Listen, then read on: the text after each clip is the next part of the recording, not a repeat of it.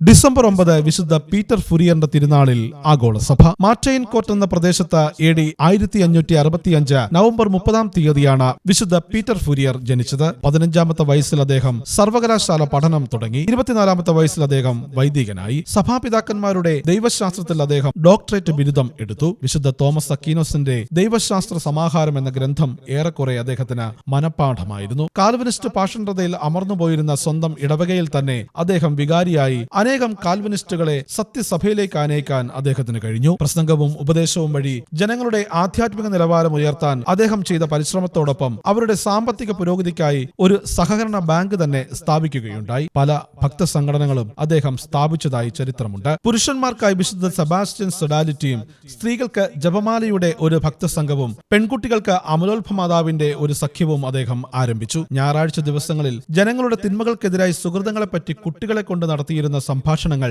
വളരെയേറെ സൽഫലങ്ങൾ പുറപ്പെടുവിച്ചിട്ടുണ്ട്. സ്ത്രീകൾക്കായി തുടങ്ങിയ നോട്ടർദാം സന്യാസ സഭ വടക്കേ അമേരിക്കയിൽ വിശുദ്ധ മാർഗരറ്റ് ബൂർഷോ പ്രചരിപ്പിച്ചു. ഇത്രയും നല്ല കാര്യങ്ങൾ ചെയ്ത ഫാദർ പീറ്റർ ഫുരിയർ വിപ്രവാസത്തിലാണ് 75-ാമത്തെ വയസ്സിൽ അന്തരിച്ചത്. ഓരോരുത്തരെയും ദ്രോഹിക്കാതിരിക്കുക, സർവരെയും സഹായിക്കുക എന്നതായിരുന്നു വിശുദ്ധ പീറ്റർ ഫുരിയറിന്റെ മുദ്രാവാക്യം. വിശുദ്ധ പീറ്റർ ഫുരിയർ, ഞങ്ങൾക്ക് വേണ്ടി അപേക്ഷിക്കണമേ.